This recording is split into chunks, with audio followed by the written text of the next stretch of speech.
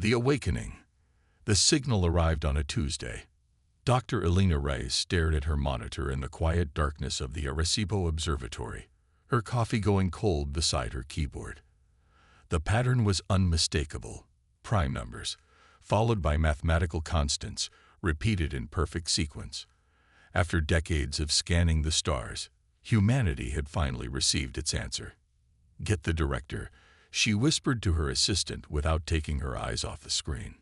Now, within 48 hours, observatories across the globe confirmed the signal. Within a week, world leaders gathered at the United Nations to draft a response. And just 3 months later, the skies over New York City parted as a gleaming vessel descended through the clouds. First Contact Day became a global holiday.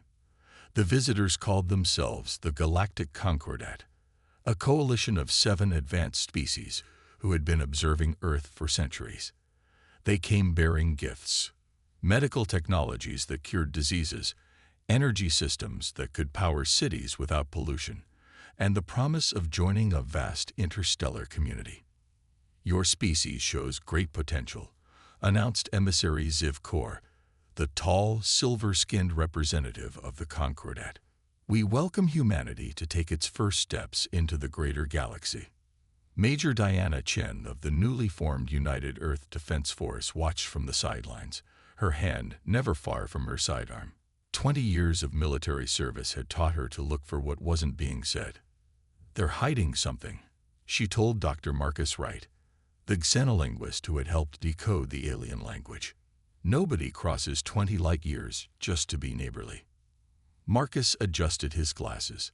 "Maybe advanced civilizations evolve beyond conflict. Think of what we can learn from them." 3 months of cultural exchange followed.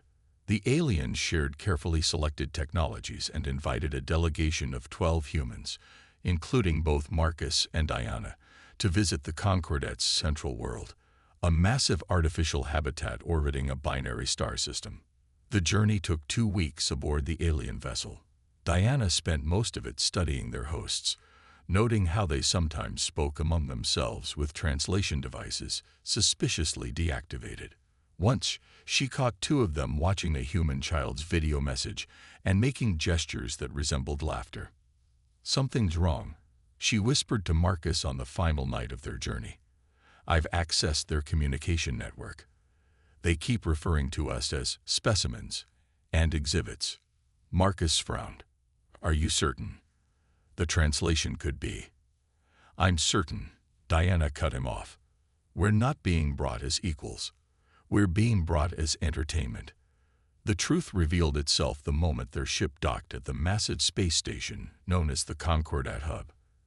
As the human delegation stepped onto the arrival platform, floating devices surrounded them, projecting their images to thousands of alien spectators who pointed and made sounds that needed no translation. They were laughing. "Welcome to the Galactic Exhibition," announced a booming voice as the humans were herded into a massive amphitheater. "Today's special presentation: Earth, the quaint curiosities of primitive development." On enormous screens surrounding the chamber, images of Earth's wars, pollution, and poverty played on repeat. When Marcus attempted to speak, his translation device transformed his words into childish babble, eliciting more laughter from the gathered aliens. "As you can see," continued the announcer, "despite their rudimentary space travel, the humans remain trapped in cycles of tribal conflict and environmental self-destruction. The Central Classification Committee has designated Earth as a Category 4 protected developmental zone." Diana's hands balled into fists. "What does that mean?" A smaller alien with iridescent skin approached, speaking in halting but clear English without a translator. "It means quarantine," she whispered, clearly uncomfortable with the proceedings. "No independent space travel. No advanced technology transfer. Your planet becomes a nature preserve and research site." "They can't do this," Marcus said, his academic dignity crumbling. "We have rights as a sentient species. According to Concordat law, Category 4 species lack the developmental maturity for self-determination," the alien explained. "I am Sile Verin of the Dresh. My people were classified Category 3 2 centuries ago. We're still fighting for full recognition. Before they could learn more, guards separated Diana and Marcus from the rest of the human delegation, while the others were returned to Earth to deliver the news of humanity's humiliating status. Diana and Marcus were taken to a different facility marked Sinological Research Center. The Science Division wishes to conduct extended studies on human cognitive and physical capabilities, explained their escort as they were placed in a sterile white room with observation windows. Through those windows, they could see other containment units holding beings from different species. Some appeared resigned, others angry, but all shared the same defeated posture. 53, said a voice from an adjoining cell. A reptilian being with feathered crests spoke through a small vent. 53 emerging civilizations have been classified and restricted in the past millennium. The Concordat maintains power by ensuring no new species can develop to challenge them. On Earth, the return of the delegation brought crushing news. Humanity had been deemed unworthy of joining the galactic community as equals. Instead, observation posts appeared in orbit.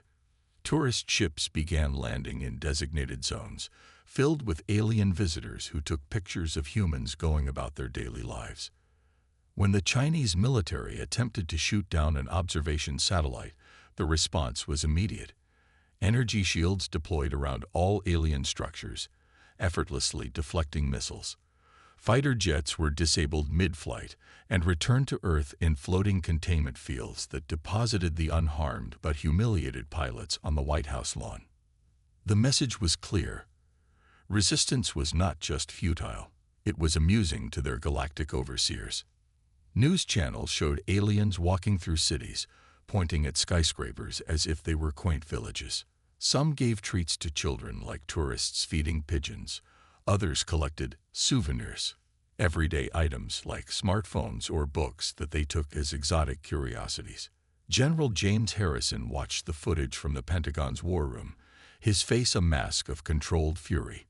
"We need options," he told his assembled staff.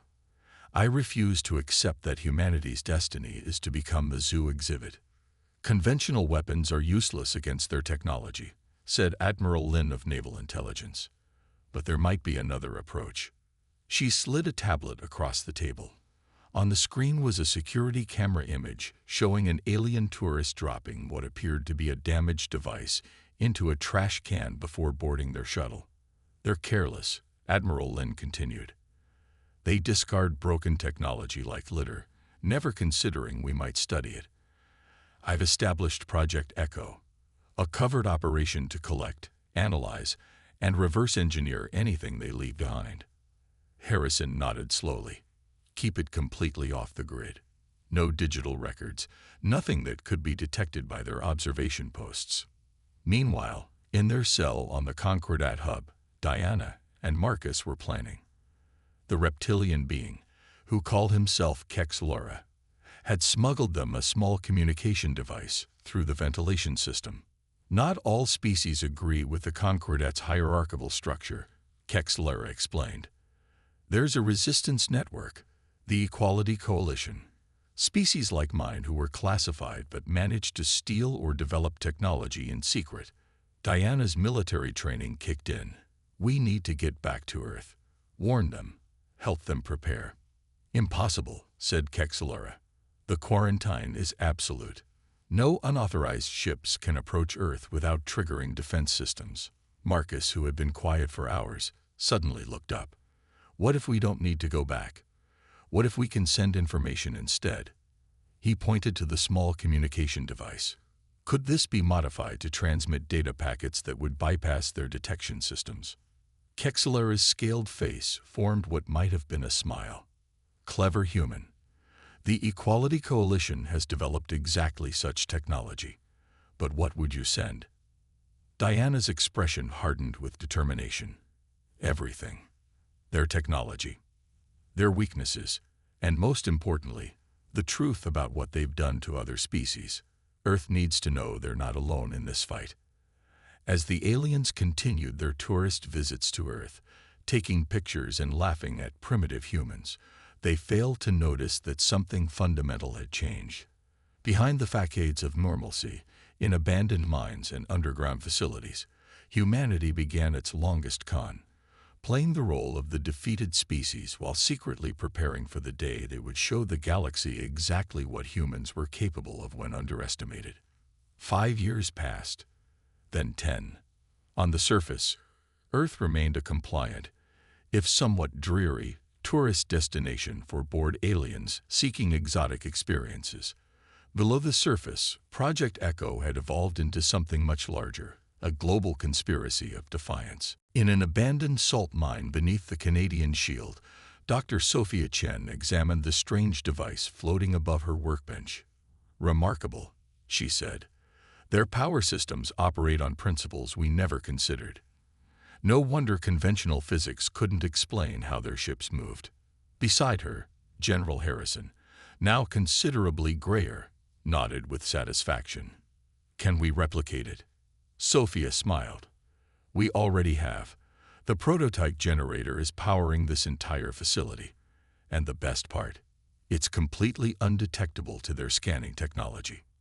Across the planet, similar breakthroughs were happening in hidden facilities. Communication networks that piggybacked on alien signals, materials stronger than anything Earth had previously developed, and most crucially, weapons systems designed to penetrate the seemingly impervious shields that had rendered human militaries impotent. On the Concordat hub, Diana and Marcus had become vital nodes in the Equality Coalition's network. With Kexalera's help, they had escaped their containment cells and now moved through the station disguised as maintenance workers for one of the lesser Concordat species. The annual Earth status review is scheduled for next month, Kexalera informed them as they gathered in a maintenance tunnel. The Science Division will recommend continuing the quarantine indefinitely. They've determined humans are exceptionally entertaining specimens with minimal developmental potential. Diana's jaw tightened. They have no idea what's coming. Marcus checked the small device hidden in his sleeve, a quantum transmitter that sent compressed data packets to Earth through subspace channels the Concordat couldn't detect. Project Echo has confirmed receipt of the shield modulation frequencies. They're ready to move to Phase 2. On Earth, inside a hollowed-out mountain in New Zealand that didn't appear on any official maps, the first human-built starship prepared for its test flight.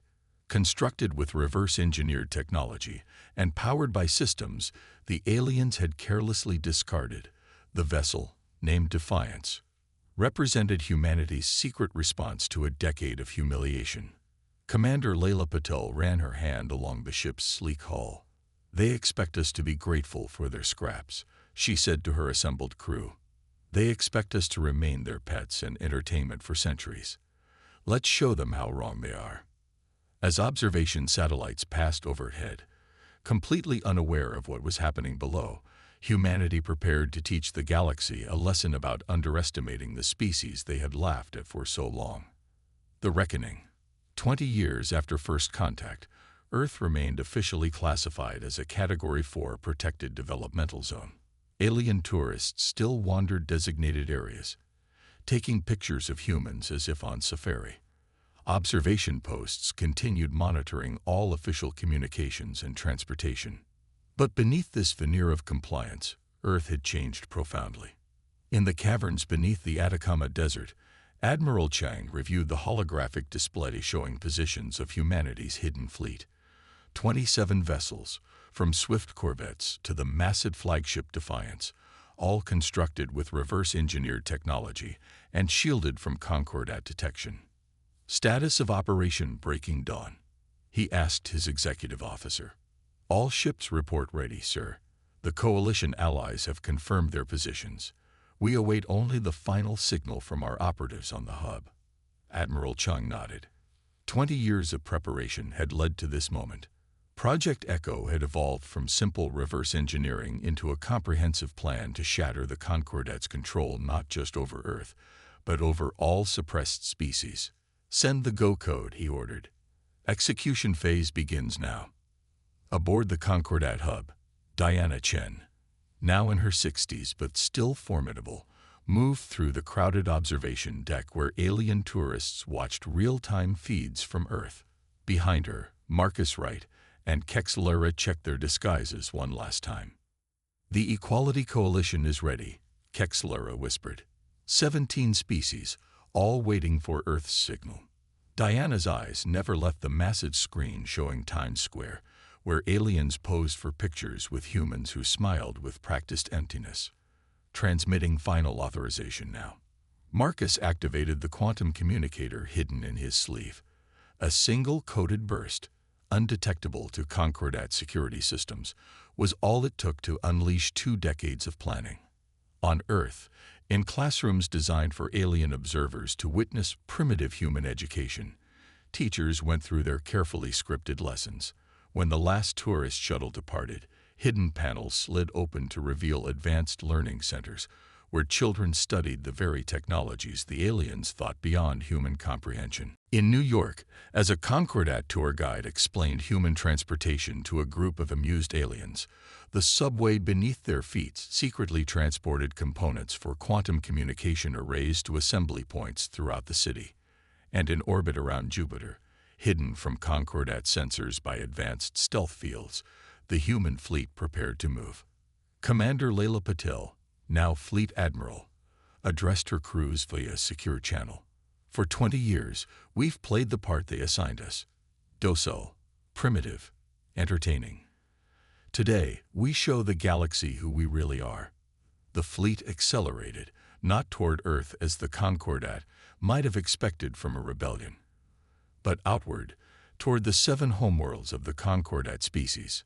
Simultaneously, on 53 planets across the galaxy, other suppressed civilizations launched their own hidden ships and activated dormant technologies they had developed in secret during their years of protection. On the Concordat hub, the first indication that something was wrong came when the Earth observation feeds suddenly went dark. Emergency systems activated as technicians frantically tried to reestablish connection. "Probably just primitive infrastructure failure," a supervisor said dismissively. "Reroute through secondary observation posts." But the secondary feeds showed only empty observation centers, the Concordat personnel who had staffed them nowhere to be seen. Alarms began to sound throughout the hub as reports flooded in from across the galaxy. Concordat ships approaching protected worlds were being disabled by previously undetected defense systems. Observation posts were going offline simultaneously, and most concerning, unidentified vessels with impossible energy signatures were approaching Concordat space. In the hub's central control chamber, the 7 high administrators of the Concordat gathered in growing panic. "Impossible," declared Administrator Ziv Kor, the same being who had announced Earth's classification 20 years earlier. "Category 4 species cannot develop such technology. Our protocols ensure." The massive view screen in the chamber activated without command. Admiral Diana Chen's face appeared, her expression serene but unyielding. "This transmission is being broadcast to all Concordat worlds and facilities," she began. "I am Admiral Diana Chen of the Earth Defense Fleet. 20 years ago, you classified humanity as primitive, lacking developmental potential. You turned our world into your zoo and our people into your entertainment." The screen split to show the human fleet emerging from stealth, now positioned near each Concordat homeworld. "What you fail to understand about humans is this: we learn, we adapt, and we absolutely hate being underestimated." In the control chamber, Administrator Ziv Kor's silver skin paled. "How is this possible? Our surveillance was absolute." Behind him, the chamber doors slid open. Diana Chen, Marcus Wright, and Kexlera walked in, accompanied by representatives from dozens of formerly suppressed species. They had discarded their disguises and now wore the formal uniforms of the newly formed Equality Coalition. "Your surveillance saw exactly what we wanted it to see," Diana said, her voice echoing both from the screen and in the chamber. "While you were laughing at our primitive ways, we were studying you, learning your weaknesses, building our strength." Marcus stepped forward. "Every piece of technology you carelessly discarded became our blueprint. Every observation post became our window into your systems. You never considered that the specimens might be examining the scientists. On screens across the galaxy, the message continued. Human ships deployed alongside vessels from other formerly suppressed species, positioning themselves in tactical formations around Concordat military bases and government centers. We do not come seeking revenge, Diana continued. Unlike you, we do not believe in hierarchies of species or developmental categories. Today marks the end of the Concordat's authority and the beginning of the Equality Coalition, a true galactic community where all sentient species are recognized as equals. In orbit around the Concordat's capital world, the Defiance dropped its stealth field. Twice the size of any human vessel previously seen by the Concordat, it represented the pinnacle of humanity's secret technological development, and a clear demonstration that Earth had far exceeded its developmental potential. Your options are simple, Admiral Chang announced from the Defiance's command deck. Peacefully acknowledge the dissolution of the classification system and recognize the sovereignty of all sentient species, or face the combined might of 54 worlds you thought you had successfully suppressed. The Concordat's military responded as expected, by launching attacks against the human vessels. Their weapons, considered the most advanced in known space, dissipated harmlessly against shields designed specifically to counter them. The counterstrike was precise and measured. Human ships disabled Concordat weapons platforms without destroying them. Coalition forces secured key infrastructure without casualties.